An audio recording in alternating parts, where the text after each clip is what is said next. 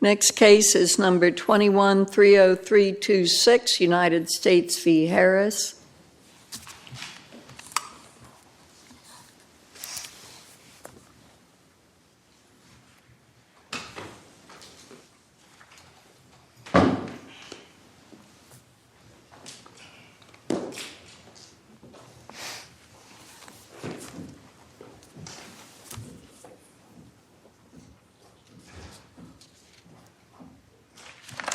Mr. Washington, whenever you're ready.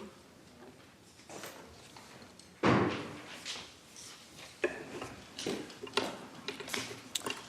morning. Good morning. And may it please the court, my name is James Washington. I represent the appellant, Brian Harris, in this matter involving Mr. Harris's competency to stand trial. Mr. Harris was arrested in his home state of Mississippi on February 14 of 2020, right before the height of the COVID-19 pandemic. Mr. Harris has been in custody since that time. More specifically, on February 20th of 2020, 6 days later, Mr. Harris was transported to the Eastern District of Louisiana.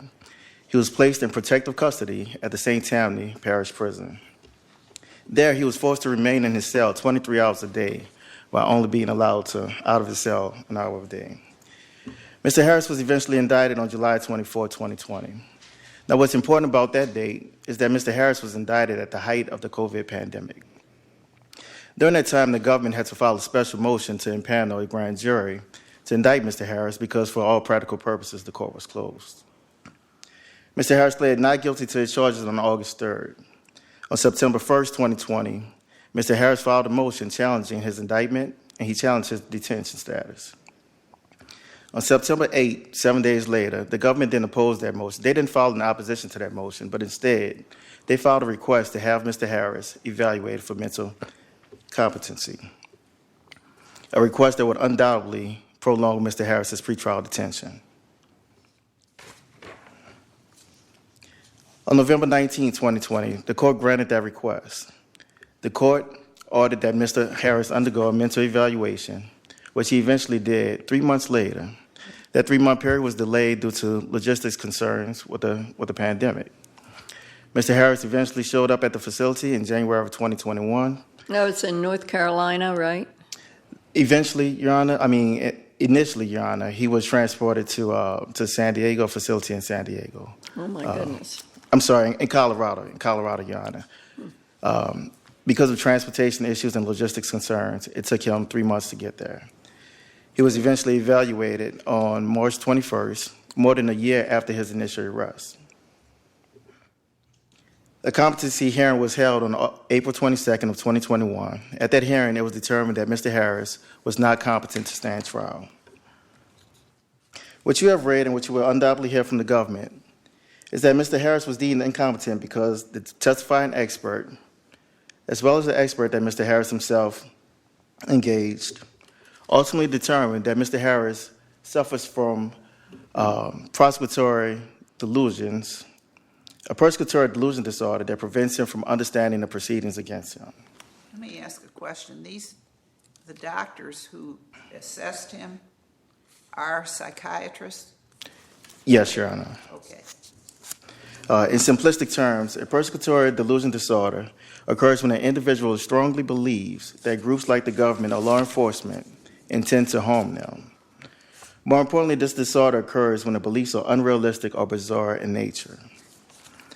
Under a normal set of circumstances, one can see how some of the statements that Mr. Harris has made during his evaluations would be considered unrealistic or bizarre. However, Mr. Harris's circumstances are far from normal. Mr. Harris has been arrested and detained on more than 10 occasions. Some of Mr. Harris's arrests have been egregious, such as the instance in when he was arrested and charged with burglarizing his own home. In fact, even Dr. Dwyer, one of the evaluating doctors, testified that he could certainly understand why Mr. Harris's history of arrests will result in a heightened sense of belief that he is treated unfairly. Nevertheless, at Mr. Harris' detention hearings and at seemingly all the proceedings in this matter, those arrests, not convictions, but arrests for charges that he was never convicted, were held against Mr. Harris. For example, those arrests were used as the basis to determine his pre-detention status. Those arrests were used to form the basis for placing him in protective status at St. Tammany Parish Prison. His prior arrest and his resulting review of the law enforcement officials ultimately provided the basis for the district court's conclusion that he suffers from persecutory delusion disorder. It is that conclusion that we are appealing today. On appeal, this court must determine whether the district court's ruling regarding Mr. Harris's competency was clearly arbitrary, or unwarranted. As stated in United States v. Joseph, this standard requires this court to take a hard look at the judge's ultimate conclusion. It is Mr. Harris's position that the district court relied on the expert positions without taking a hard look at the reasons supporting their conclusions. It is also Mr. Harris's position that the beliefs that he expressed during his evaluations were neither unrealistic nor bizarre. They were, instead, logical deductions from the experiences Mr. Harris has had with law enforcement and the criminal justice system. Because it's not just the arrest. While individuals in the legal community may understand the nature of delays of criminal processes, especially in the midst of a pandemic, it is difficult for an individual sitting in protective custody to have the same understanding.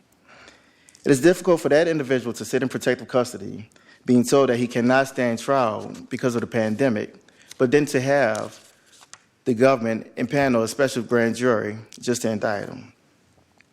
It's difficult for that individual to understand being told that despite not being able to proceed to trial, the government can impanel a grand jury just to indict him, but not to allow him to proceed to trial on a jury proceeding. It is difficult for that individual to understand that his request for a speedy trial was met with a request for a mental competency hearing. It is also difficult for that individual to understand that had he been convicted as charged, he would have stayed in jail, according to the relevant sentence guidelines, less than the amount of time that he spent waiting for this evaluation. It should not therefore be difficult for this court, the district court, the experts in the government, to understand that such an individual would develop beliefs that he is being treated unfairly by the government and the law enforcement community. I understand that, but the doctor's reports characterize those beliefs as delusional. So why did the district court clearly err? Why was the district court arbitrary in relying on those reports to reach its conclusion? Your Honor, I would argue that the district court's conclusion was unwarranted. As I mentioned before, you have to take a hard look at the reasons that the district court made their decision. I guess one of the main reasons was the doctor's report. So why is it arbitrary to rely on the doctor's reports? So if you focus on the district court's order, what she relied on in the doctor's reports is the basis of the persecutory delusions, right? Mm-hmm. Even in the expert reports, and you can see the record cite 64 and 105 in this matter. 164 and 205 in this matter. Dr. Dwyer stated that his primary basis for determining that Mr. Harris was not competent to stand trial was those persecutory beliefs. Mm-hmm. And so... I'm sorry, I didn't catch that. Was what? Were his persecutory delusions, Your Honor, sorry. That was their primary basis for making that determination. And what I'm arguing today is that the expert, not the district court, gave proper credence or weight to Mr. Harris's history and the obstacles that he's overcome in the current situation. I would argue, Your Honor, that this court, in the matter of Wood versus Stevens, and that citation is 619, Fed Appendix 304, had a chance to review allegations of persecutory delusion disorder. In that matter, the defendant claimed that he suffered from such a disorder because of his belief that the government was out to get him. At the district court level, his claim was denied, and the court found that he did not suffer from such a disorder. This court, in reviewing that matter, sided with the government and their expert who opined that there was no such disorder. The government's expert claimed that the defendant's conclusion was incorrect because the defendant's expert relied significantly, if not primarily, upon the defendant's responses regarding his belief of the criminal justice system. This court also gave credence to the government's position that, and I quote, "It was quite common for inmates in maximum security prisons to believe the government was out to get them." But according to the government in the Wood matter, such beliefs did not constitute delusional disorders. The government also claimed that this court agreed that there is a widespread belief within prison populations that individuals in the law enforcement community have conspired unjustly to convict and sentence innocent individuals. It is that, Your Honor, that I'm stating that the court did not look at, the court did not review. This, according to the government in the war matter, is how many individuals in the prison system rationalize what's happening to them.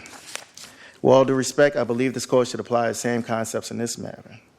Despite assertions to the contrary, the statements made by Mr. Harris regarding his experience and distrust for law enforcement are simply his way of trying to rationalize the unfair proceedings against him. I reserve the rest of my time for rebuttal. Well, okay, that would be fine. Thank you. Thank you. Mr. Kammer.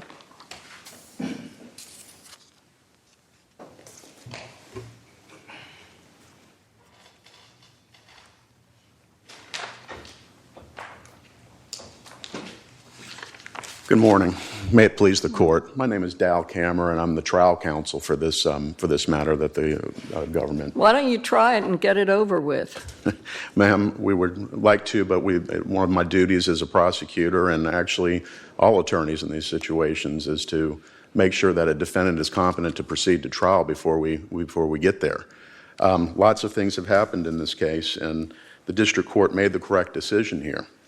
Both the government and the defense experts found that Mr.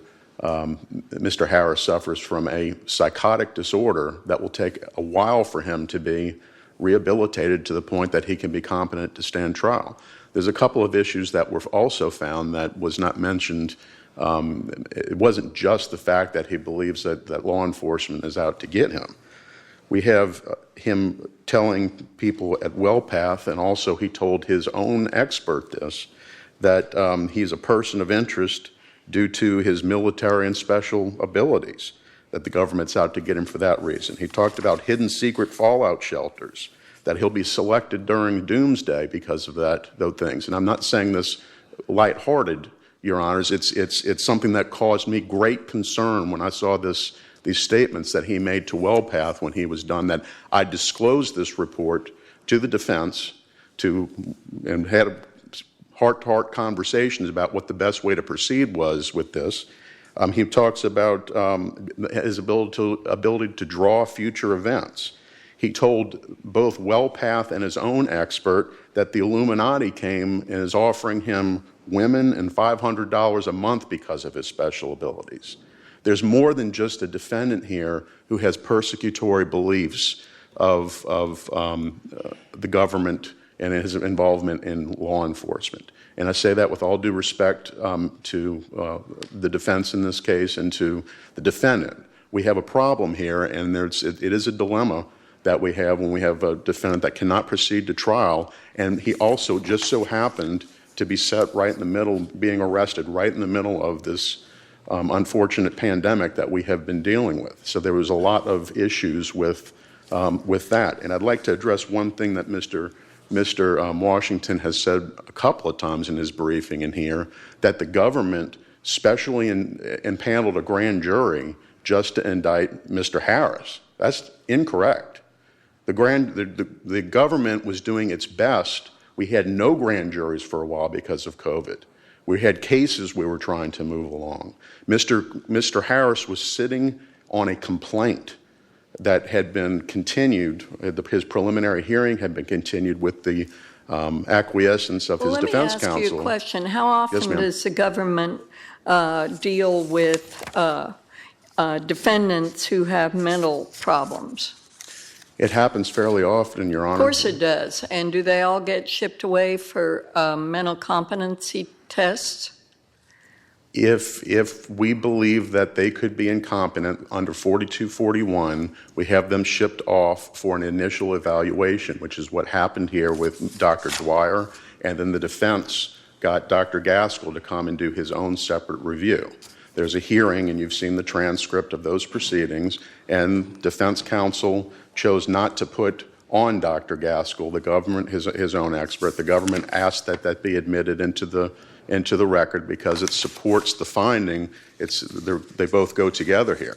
But no, Your Honor, Judge Jones, we don't on every case do that. But we do have a duty, particularly when I get a report with these types of allegations. Yes, sir, and I don't really question that, except for the fact I'm looking at the March 16th evaluation, and it says, well, there is objective evidence that he does suffer from a mental disorder that impairs his ability to understand the nature and consequences. He has a factual cognitive ability to understand the nature and consequences and the necessary cognitive functioning to properly assist counsel. And then it goes on to say, because of these persecutory beliefs, he can't assist counsel. What is there about persecutory beliefs, I'm wondering, that prevents him from assisting counsel in what is a very simple indictment? I agree it is a simple indictment, Your Honor, but it's both psychiatrist experts found that, and this was during the questioning of Dr. Dwyer at the competency hearing that we have, this was brought up. And that would be at the record on pages 163 through 168. They talked about the amount of time that he spent in jail, that being something that would cause him to obviously cause him distress. Also, there's his arrest, his experience with arrests and law enforcement. But Dr. Dwyer found that his persecutory beliefs and other elements rose above and beyond that to the point that he couldn't assist with his counsel. And, Your Honor, it's not a position where we have competing experts in this case. We have so he's going to stay confined because the next step, I assume, unless he decides suddenly to plead guilty, is to do forcible medication, right? That would be where we are right now. And how long is it going to take to litigate forcible medication? We are ready to proceed, Your Honor. I know you are, but how long will it take to adjudicate that? I don't know, Your Honor. I don't know the answer to that. The plan was, as soon as the report came out on December 28th, recommending that we move into the first prong of the cell hearings, we immediately, Mr. Washington and I, discussed the situation, researched the ramifications of this, immediately asked for a status conference with the court, and she, I believe understandably, had concern about moving into forced medication when the original order is still under appeal.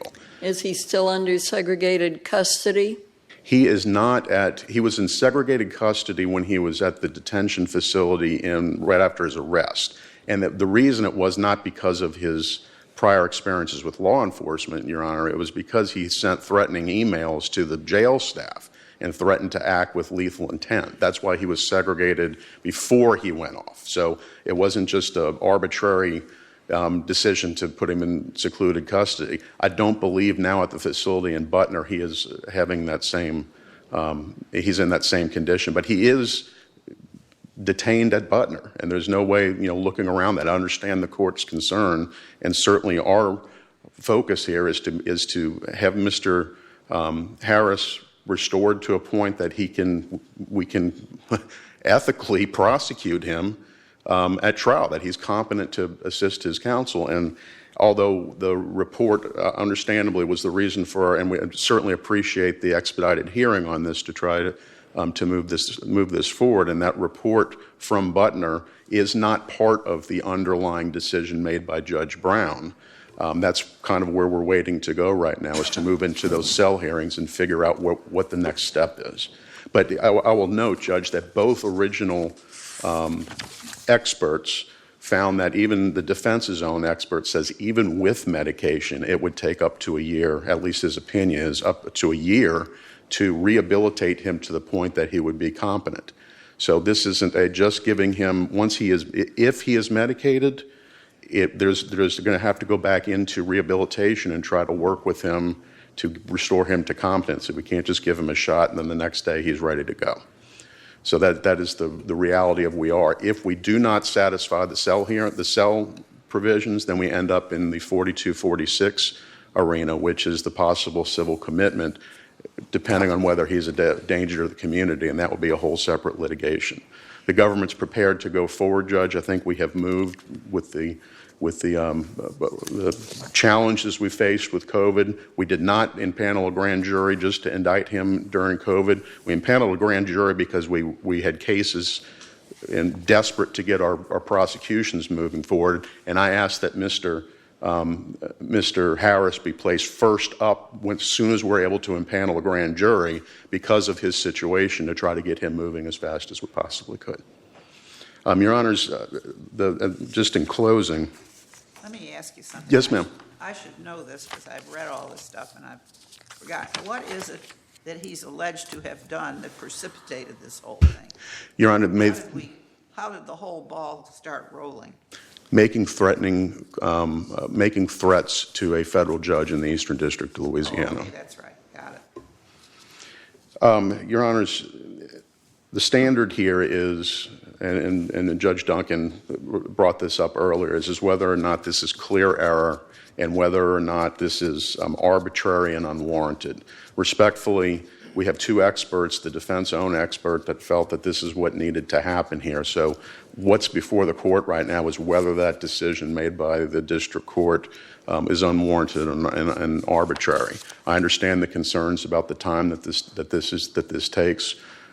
I believe the parties are working to move this as fast as possible, but it's just simply not enough to overturn that decision, and we request that the district court's ruling on this be affirmed. Thank you very much, Your Honors. All right, thank you.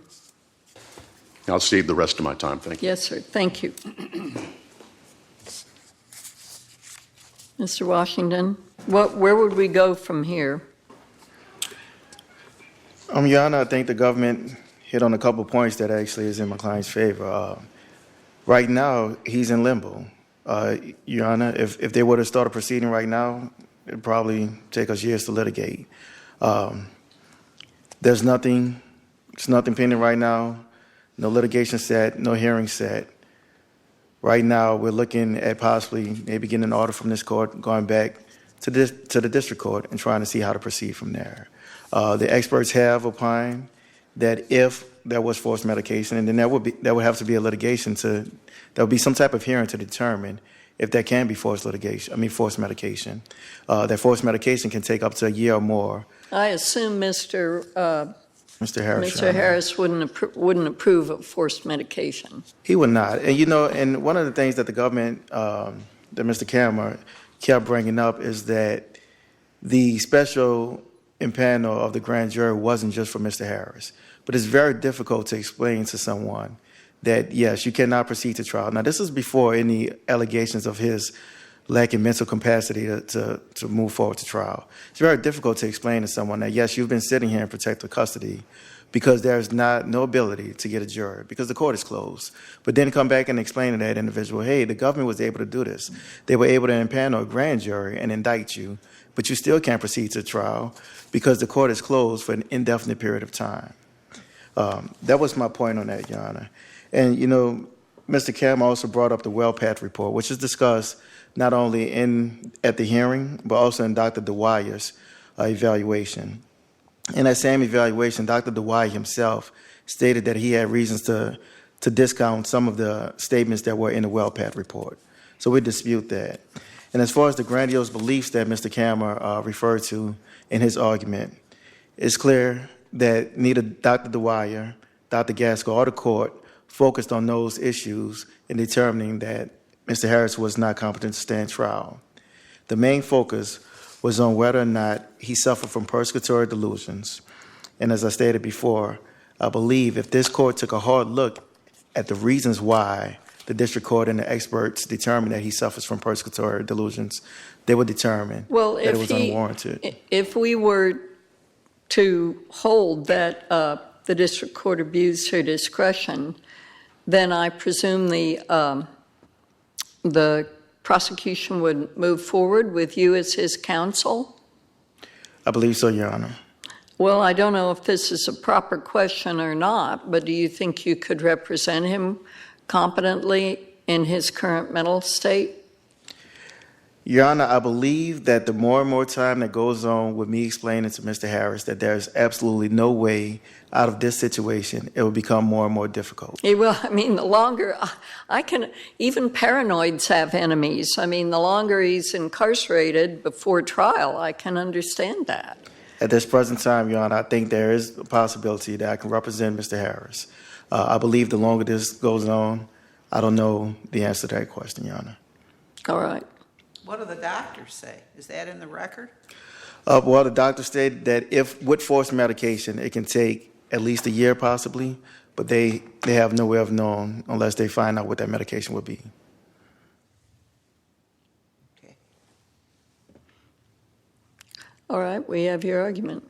Thank you, Your Honor.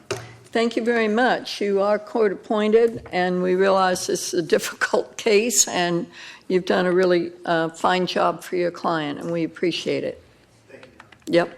All right, sir. Thank you.